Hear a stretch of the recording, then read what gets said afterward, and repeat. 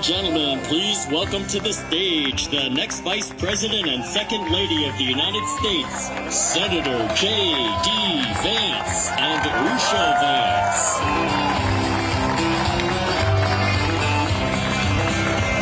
Why don't we live alone? These United States, we're the ones who need it worst. Let the rest of the world help us fortune.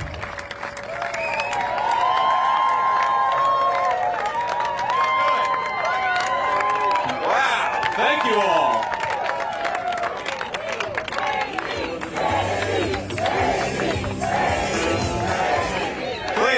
Please. Thank you all, please. It is great to be here in Michigan. It's a little hot today, but it's a beautiful state. All right, let me talk a little bit about what we're going to do to take this country back. We're going to take back the White House. We're going to restore American manufacturing. We're going to restore a whole country, and it's going to start right here in the state of Michigan. Now, I love Byron Center. I've been here just about a couple hours, but Byron Center has been cast aside, and a lot of places in this country have been cast aside by America's ruling class in Washington, D.C. Now, politicians come into places like Michigan, they say nice things, but they crush our industries, they offshore our jobs, and they undercut American wages with illegal labor. You, my friends, have been betrayed. And the people who have been doing the betraying have gotten rich off of this country's decline.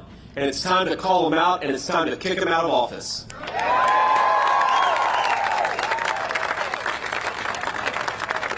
Now, when Kamala Harris raised the price of American energy, Michigan suffered.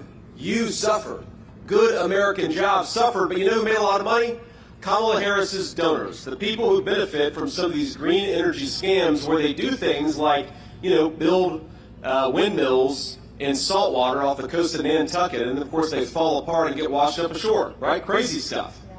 Now, when she forced Americans, using your tax dollars, by the way, to buy EVs made in China, it made Michigan a whole lot poorer, but it made the green energy lobby a whole lot richer.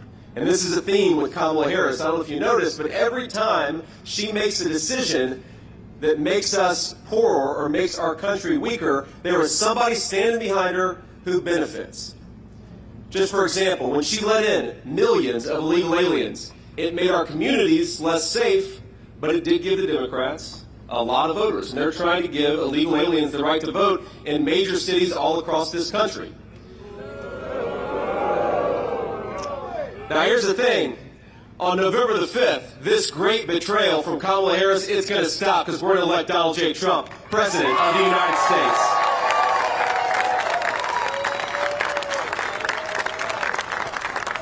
Now, I grew up in a town not all that different from Byron Center, and I watched in my own community as jobs were sent overseas.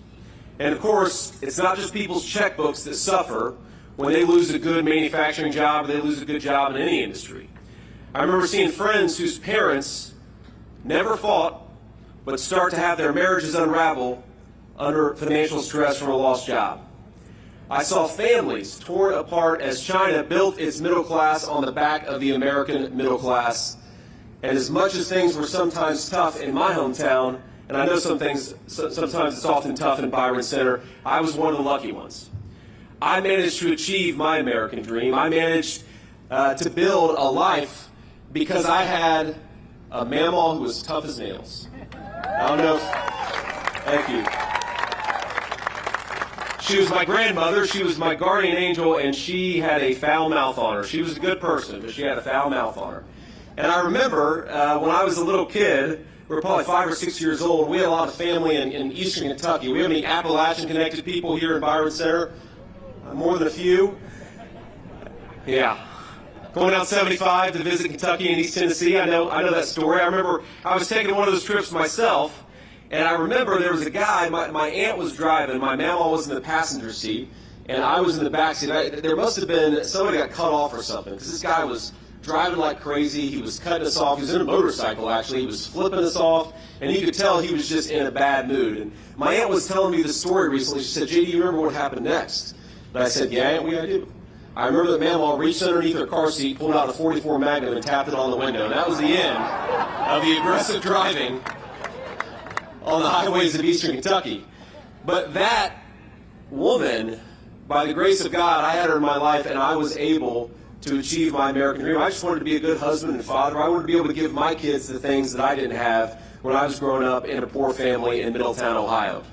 And I was able to do it, yes, because of my Mamaw, but also because this is the greatest country in the world. The American dream is still real, and we are here to fight, to protect it, and to build upon it. Every single day, that's what we're going to do. Now, one of the things that bothers me about our opponent in this race, Kamala Harris, she pretends to stand for normal Americans. She pretends to stand for their jobs, for the education of their children. But it is normal Americans, we know this, who suffer the most when politicians like Kamala Harris fail to do their job. You know, I remember my Mamaw negotiating with somebody from Meals on Wheels. She was trying to get that person to give her more food so that she could share some more with me. And I think about that story, and I think about that moment in the context of this grocery affordability crisis that's affecting our people. It is people like my grandmother who suffer the most when food and rent become unaffordable for normal people. And this November, we're going to turn the page, my friends, on a generation of failed leadership. We're going to make America great again, and we're going to do it by electing Donald J. Trump, President of the United States.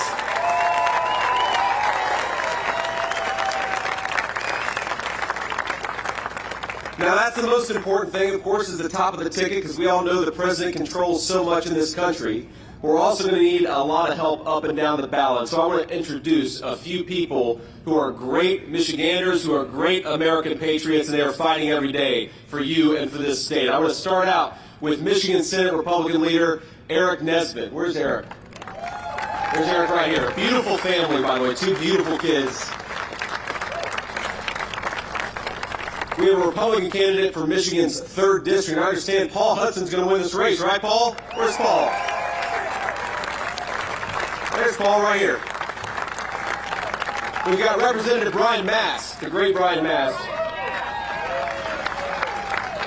Number 5, Brian. Thank you, man. We've got Representative John Molinari. Where's John? There's John right there. Did I get your name right, John? Close enough? Close enough. And we have got a great guy running who's going to be the next senator for the great state of Michigan, Mike Rogers. Where's Mike? There he is.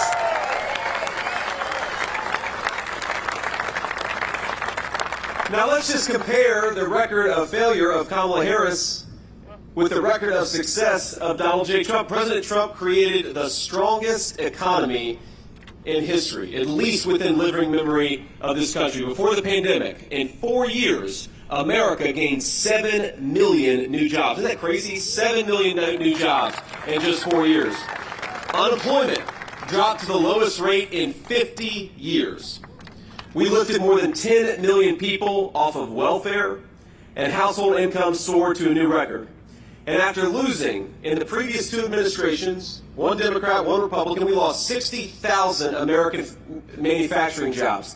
60,000 factories under the 2 previous administrations, and under 4 short years of President Trump's leadership, we built 12,000 new factories. That is what we can achieve when America's leaders put the citizens of America first.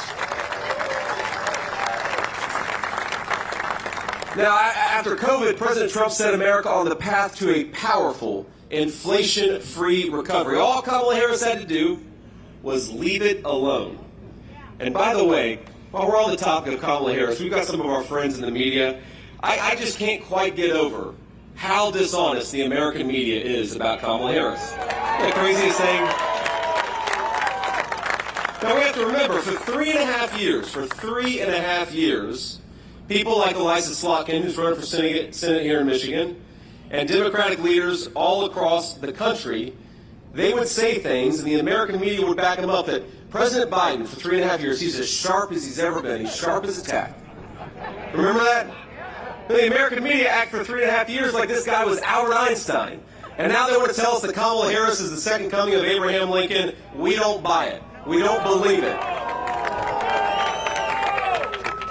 What she actually did, what the actual record is that she inflicted the American people with the worst affordability and inflation crisis in generations. Now, this is not rocket science, my friends. When inflation happens, when the government spends and prints money that we don't have, that makes your hard-earned money worthless. And that makes Kamala Harris directly responsible for this inflation disaster because she cast the tie-breaking vote on nearly $2 trillion in reckless spending. Not just that, she then cast another tie-breaking vote on a radical left-wing spending wish list, which spent millions and billions of dollars on green energy scams. That was another couple $1 trillion. And while they weakened the dollar, Biden and Harris cracked down on American energy. That is a recipe for the terrible affordability crisis that we have on this country. You combine that with their regulatory agenda, you combine the energy problems, you combine the trillions of dollars in reckless spending, and you have got inflation into the stratosphere. Now, instead of buying energy from every dictator around the globe, which is what Kamala Harris wants to do, under President Trump, we're going to embrace a very simple principle. We're going to get American energy from American workers in American territory. We're going to drill, baby, drill. That's going to cut down prices, and that's going to create a lot of prosperity for the American people.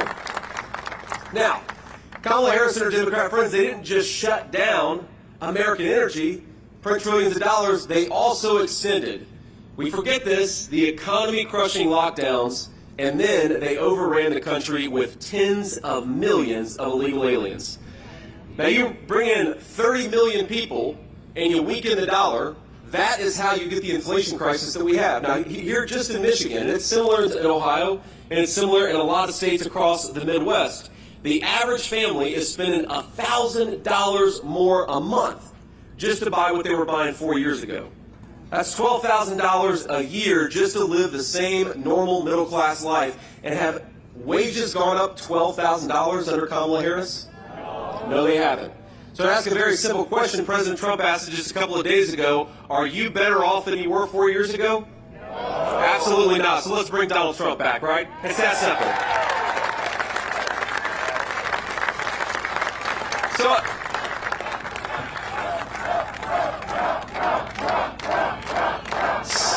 thank you. So under Kamala Harris, gas prices are up 50%. And I know we're a trucking company. You think truckers benefit when gas prices go up 50%? No. And neither do the people who depend on truckers, which is every single one of us. Housing costs have doubled. Grocery prices are up 21%. A record number of Americans are working multiple jobs. And I happen to believe in a simple principle that if you work hard and play by the rules, you ought to be able to afford a good life in the country your parents and grandparents built. Isn't that simple? Now, the housing market is the least affordable it's ever been.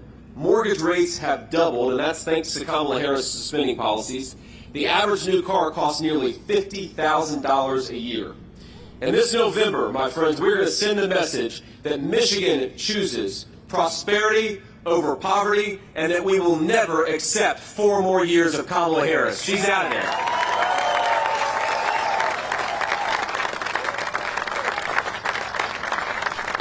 But inflation isn't the only scourge that Washington and Kamala Harris have inflicted on American workers.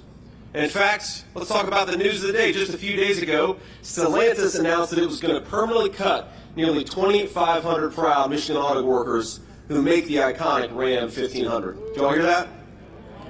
Now, Kamala has done nothing. Now, remember when Donald Trump, when American businesses threatened to shut down factories and move them to Mexico and China, remember what Trump did? He picked up the phone and said, if you do that, I'm going to introduce you to a little word called a tariff. And a lot of American workers benefit because he was willing to fight for the interests and for their American jobs. Now, her policies have been decimating the American auto industry for years.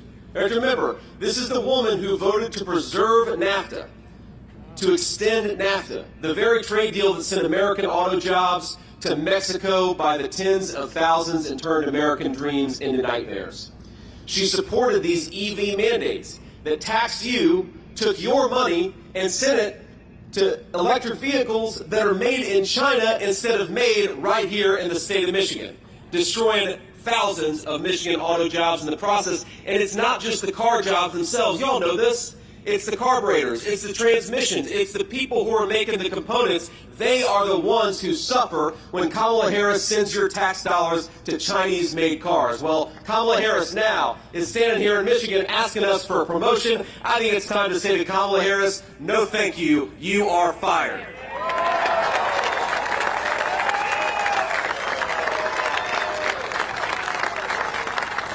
Now, even when Harris sold your jobs to the lowest bidder overseas, trashed your paychecks with unprecedented inflation, as America's borders are, she did something maybe even worse, flooding this country with millions of cheap, illegal alien laborers, stealing your jobs, depressing our wages in the process. On day one, just remember what they did. They promised they were going to do it, and then they did it. On day one, Biden-Harris suspended deportations. They stopped building the wall. I was at the wall a week ago, and you see it just laying on the ground, ready to be completed, and Kamala Harris won't let them. They reinstated catch and release, meaning that even if Border Patrol catches an illegal alien, oftentimes they get released into our country anyways. And they proposed amnesty for millions of illegal aliens. Kamala Harris turned Border Patrol into a travel agency for violent criminals and freeloaders from around the world. Now, President Trump and I have a different message. If you're in this country illegally, start packing your bags because Donald Trump is going to send you home. And he's going to do it on day one.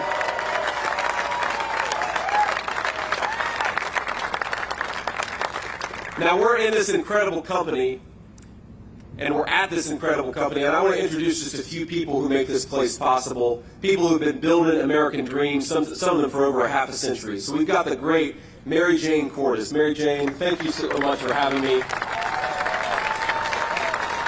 I love you. It's great to have you. Thank you. Now, she's the co-founder of Cordes Inc., and her sons, Steve and Charlie, now run this company. And sadly, after nearly 60 years in business, they're struggling to keep the company afloat under Kamala Harris. So I'm going to ask, if it's not going to embarrass them too much, Steve and Charlie, would you both come up and tell your story a little bit? Let's welcome up Steve and Charlie Cordes, great American business leaders.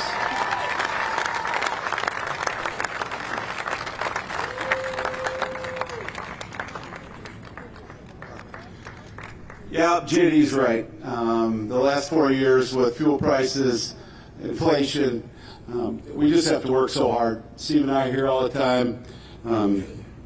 We've tried to give raises to our guys, but when inflation goes up 20% since 2021 under this administration in Michigan, it's a little hard to keep up. We're doing the best we can. Our margins are getting thinner.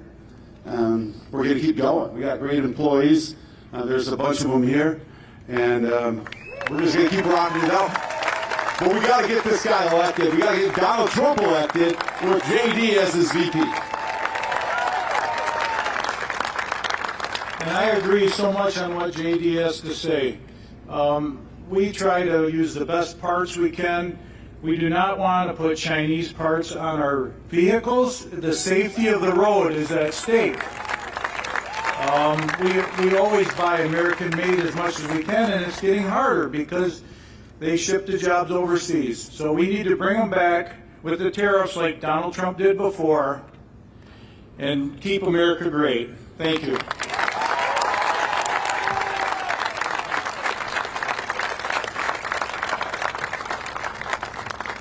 Well, I thank you all so much, and thanks so much for what you're doing. And isn't that crazy to think? You've got great American entrepreneurs who want to buy American, and it's getting harder and harder because Kamala Harris means that there's fewer and fewer things being built in this country. What a disgrace. We can do so much better.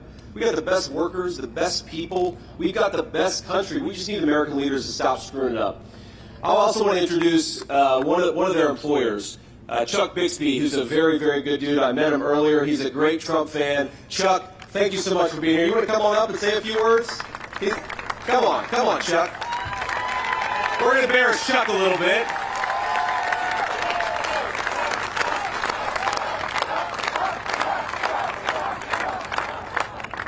As I all said before, we need him. Not only is Donald Trump going to do the next 4 years, I got dibs on him doing before after. So you up and, yep, I see it. Okay, we're there. Everybody get people out, get them to vote. The more votes that we can get out, the harder it's going to be for them to cheat. Everybody have fun.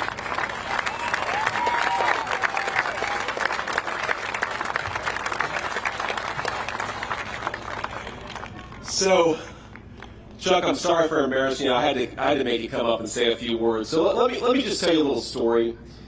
Chuck reminds me of a lot of people that I knew growing up in Middletown, hardworking people, people who keep this country running. And it reminds me, sometimes Kamala Harris, she talks, and the Democrats talk about the old economy versus the new economy. I like to talk about the real economy versus the fake economy.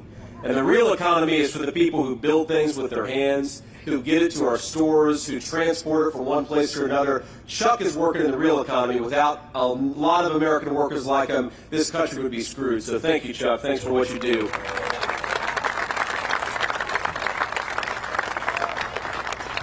You know, I want to leave you with just this thought, because it's a story that I've been thinking about a lot. I've been on the campaign trail as the vice presidential nominee for all of about 4 weeks, and what an honor it is. But not long ago, I met a woman on the campaign trail, and she told me a story that really stuck out to me. She is a nurse, and her husband is recently retired. They're just middle-class people raising their grandchildren for reasons she didn't explain to me, but I'm sure all of us can guess why she's raising her grandchildren. And though this woman hasn't had an easy life, she told me about her home and her family without an ounce of complaint or resentment. Now, she wasn't angry at Kamala Harris for firing thousands of American healthcare workers for refusing to get a vaccine. She wasn't mad about that. She wasn't angry at her grandchildren for depriving her of an easy retirement, because she's a little on the older side and now she's got to take care of these grandkids. And she wasn't even angry at her daughter for leaving her an unexpected set of kids to care for. She lived her life, she cared for her family, and she did it without a hint of complaint. Now this, my friends, reminds me of my grandmother. This is the American spirit. A woman who does her duty, she does it well, and she doesn't expect a handout for doing it. God bless her.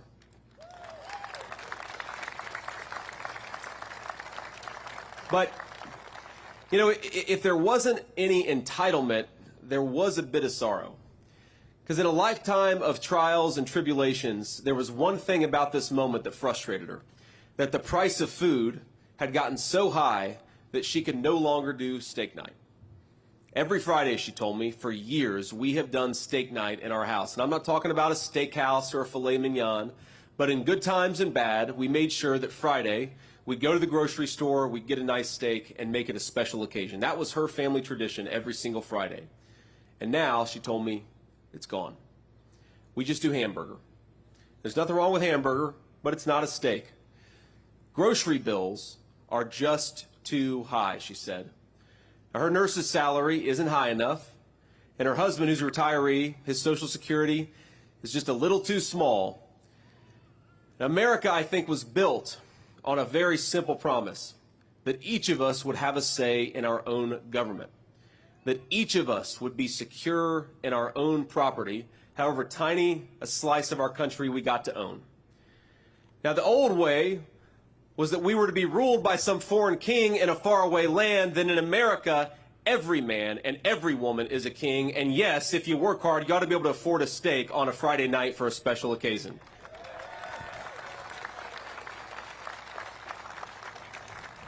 Now, I was listening to Kamala Harris give a rally recently, because she doesn't talk to the media. She just talks behind a teleprompter. We're going to take some questions from the media after this, as a matter of fact. But she said she's going to tackle the affordability crisis affecting American families on day one. Think about that. Kamala, day one was January of 2021.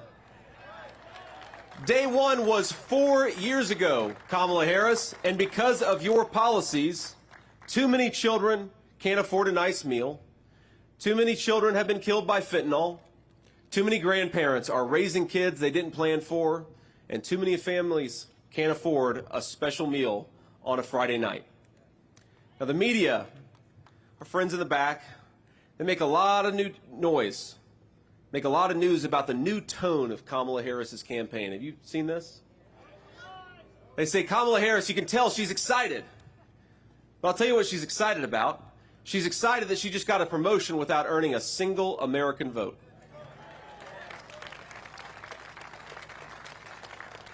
She says she's having fun. But while she's having fun, Americans are suffering under her policies. When she laughs during a speech, remember that there are American families crying this very day because they cannot afford groceries. When she does these rallies and does these events and does these fake dances, remember that there are parents who lost their children to drugs or violence who will never see their children move again, much less dance again.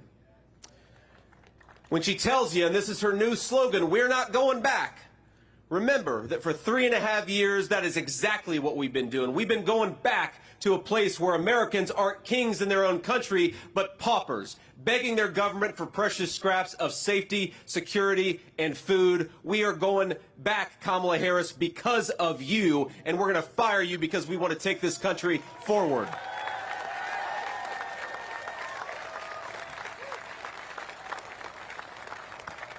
Now, I cannot get over, my friends, about everything about her campaign is fake. A fake joy that comes from being promoted to a new position instead of using the position you already have to do your job and make the lives of the citizens of this country better. It's a fake ticket that never earned a single Democrat primary vote. It's a fake platform that offers no specifics about how to do the people's businesses, and a fake promise to change the government, even though she's been in charge of that very government for almost 4 years and hasn't done a damn thing.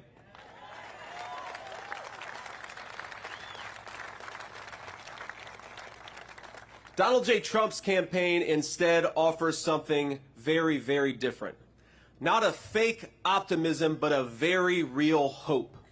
A hope and a vision to see that hope become reality in this country once again. A hope that we have the best workers in the world, so we're going to stop shipping their jobs to China and build more things right here in the United States of America. A hope that if we unleash American energy and American farmers, food and energy will become affordable in this country again. A hope that if we build more homes and stop foreigners from buying the homes that we have, the American dream of home ownership is going to become real again. It is a hope that we can close the border and stop the drugs if we empower the Border Patrol and back the blue in Michigan and everywhere else. It is a hope in the moms and dads and grandparents of our country that though they do have the spirit to survive under the policies of Kamala Harris, they have the ability to thrive under the leadership of Donald J. Trump. When we say that we will make America great again, we mean something simple. Safe streets for our families, a secure border, affordable food for our children, and the American dream, whether it's to buy a home or to see your children do better off than you did, that is achievable again. Let's get it done. We're going to start here in Michigan. It's going to start a fire that goes across the United States of America. Let everybody hear that America is ready to re-elect Donald J. Trump, the president, again. And Michigan, it's going to start with you. God bless you all. Thank you for doing everything you do, and thank you for having me. Thank you. Love that flag. Thank you, man. You guys.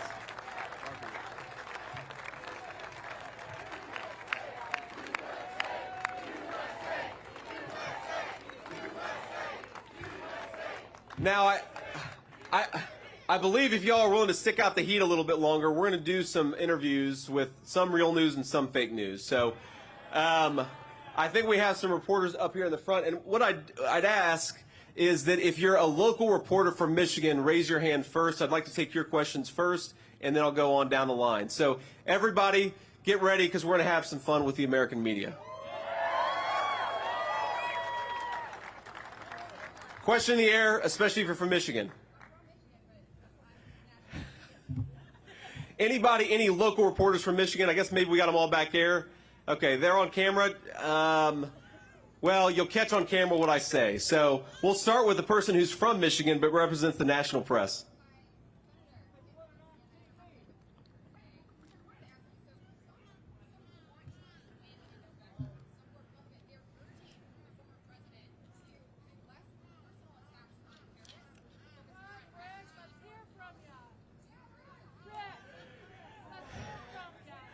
Well, look, the question, I'm not going to repeat that question because it's kind of insulting to our president. So I'll repeat the ones that aren't insulting to our president. Look, here's the answer. To the people who say that Donald Trump should do something different, they had an opportunity to make Donald Trump do something different by challenging him over 3 separate primaries, every single one of which he won. So I think that Donald Trump has earned the right to run the campaign that he wants to run. And look, if you listen to what Donald J. Trump says, if you look at what I say, we are prosecuting the case against Kamala Harris on policy. We're reminding people that Donald Trump delivered peace and prosperity, and Kamala Harris has delivered war all over the world and unaffordable groceries and housing here at home. That is the message we're going to take forward. But of course, President Trump, the reason people love him is because he's his own man, he's unfiltered, and he lets the American people see who he is. And I will say that as his running mate, I obviously can't always speak for the president, but I think I speak for the president. I think I speak for the American people in saying this, that we'd much rather have an American president who is who he is, who's willing to offend us, who's willing to tell us the truth, who isn't a fake who hides behind a teleprompter, but lets the American people see exactly who he is. So that's my view. Ma'am. Hi, I'm from Ohio. Oh, that's not a good thing in this crowd. She's from Ohio, ladies and gentlemen. But I will say, I have Michigan friends. We love our country enough that you guys are willing to give this Buckeye a nice warm welcome. So thank you guys, and God bless you. Ma'am. Senator Vance, thanks for taking my question. I'm Janice Heisel with the Epoch Times. And my question is, we do hear about costs of energy relating directly to grocery costs being up. What other steps besides drilling can the Trump-Vance administration take to lower those grocery prices for people? That's right.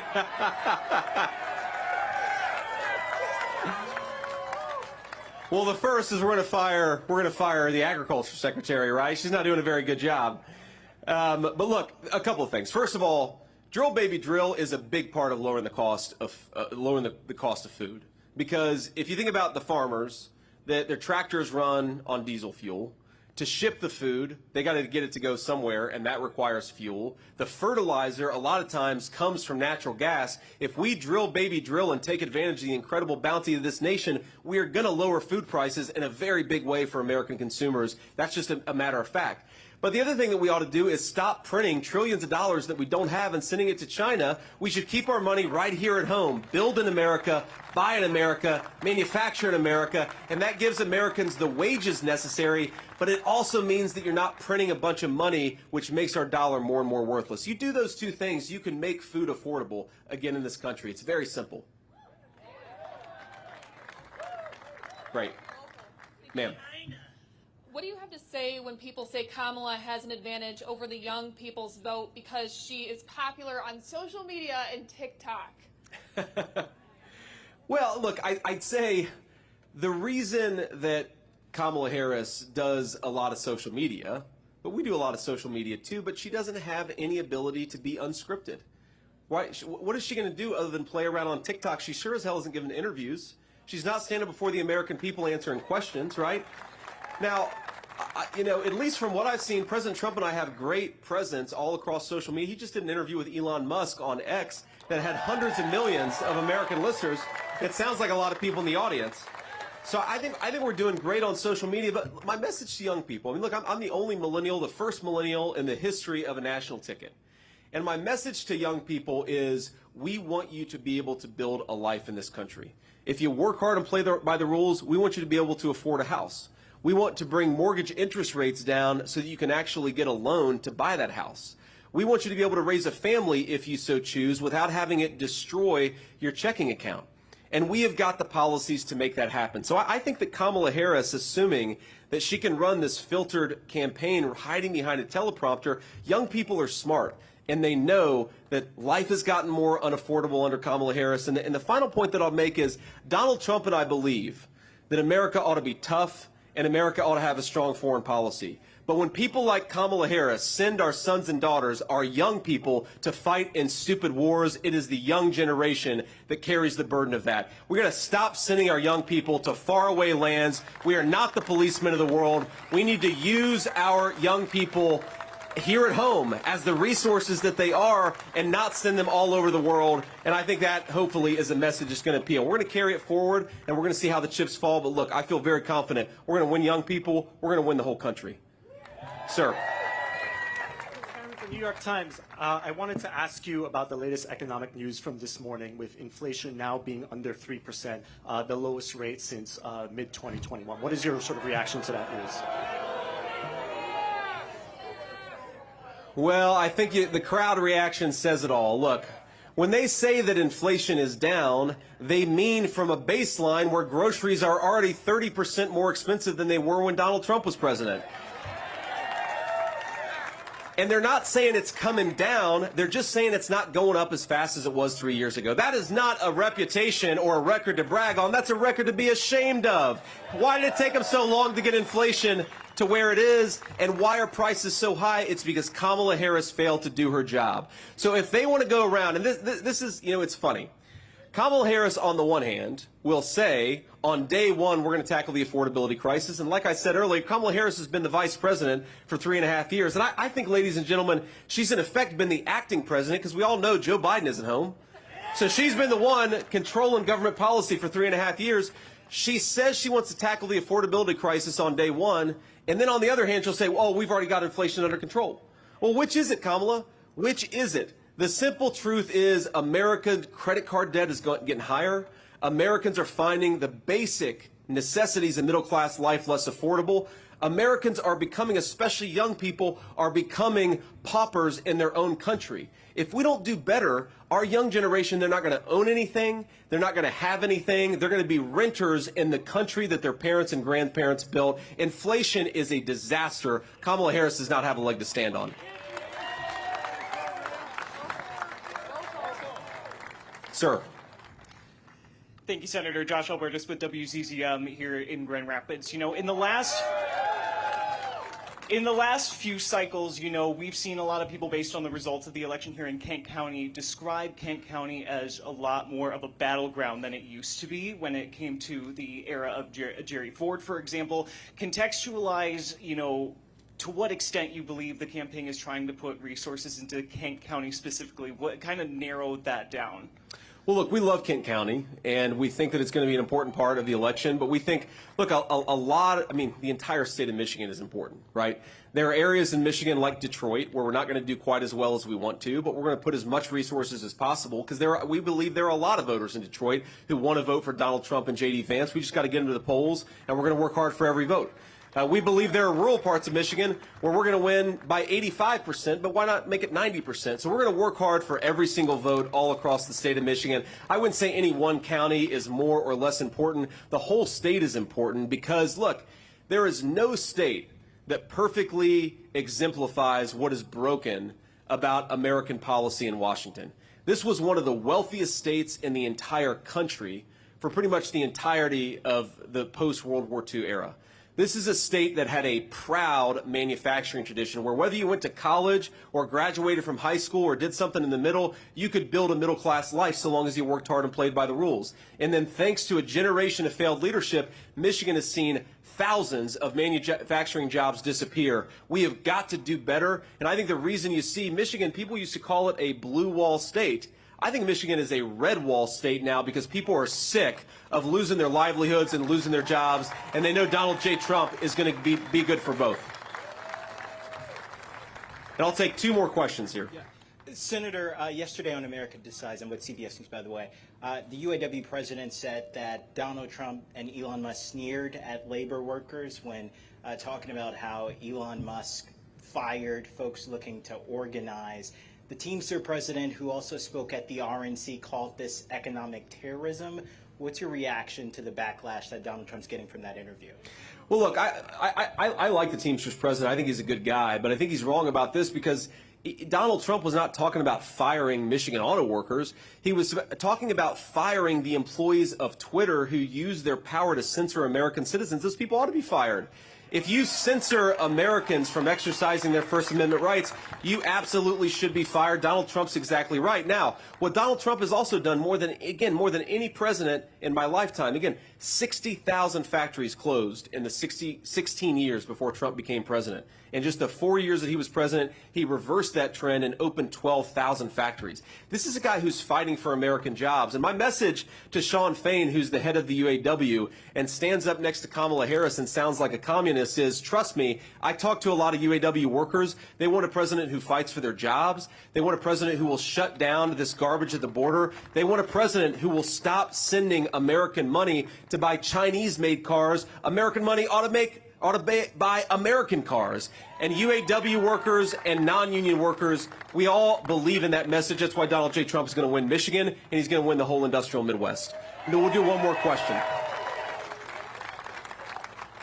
Any other Michigan people, Taylor? Yes, sir.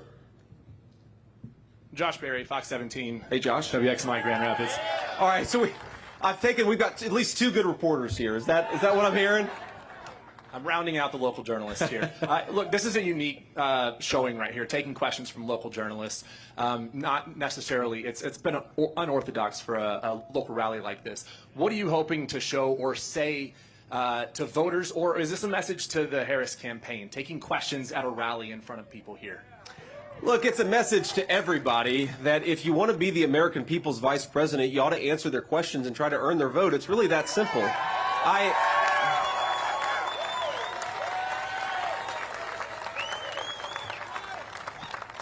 You know, you think about this, and I'm only 40 years old, but I've been in public life long enough to know that sometimes you need to explain certain things, or sometimes new things come up and you've got to answer people's questions. How are you going to address that issue, or how are you going to address this issue? You have got to stand before the American people and answer tough questions if you want to do this job. And it is scandalous that Kamala Harris is running from the media, but more importantly, she's running from the American people. That's a disgrace. I've never seen a presidential campaign in the history of my life where a person is asking to be the president of the United States, but she's afraid of you guys. Now, look, I'd say that some of you, I think, are perfectly fine journalists. Some of you, no offense, are fake news. But whatever your background in journalism, if you can't answer questions from the media, do you think you're going to be able to take on Vladimir Putin or Xi Jinping? If you're afraid of answering before the American people, how can we possibly trust you to sit in a room with world leaders and represent the American people? What?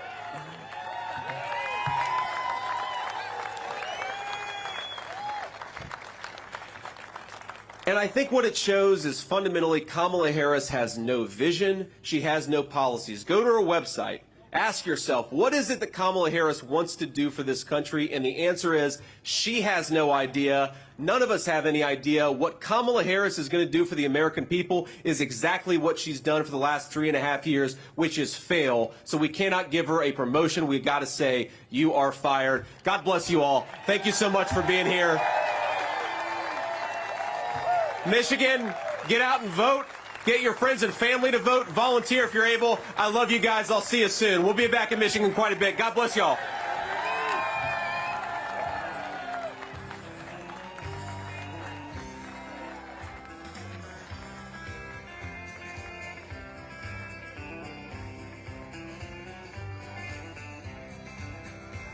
Why don't we liberate these United States? We're the ones who need it worst.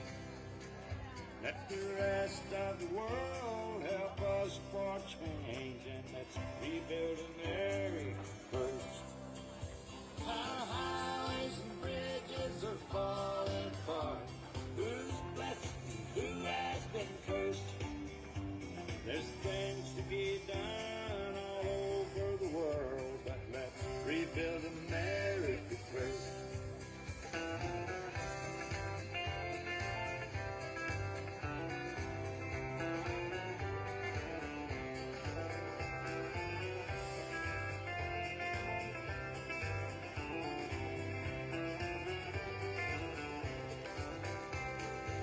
Who's on the hill and who's watching the valley? Who's in charge of it all? God bless the army and God bless our liberty. back up the rest of it all. Yeah, I'm in a position of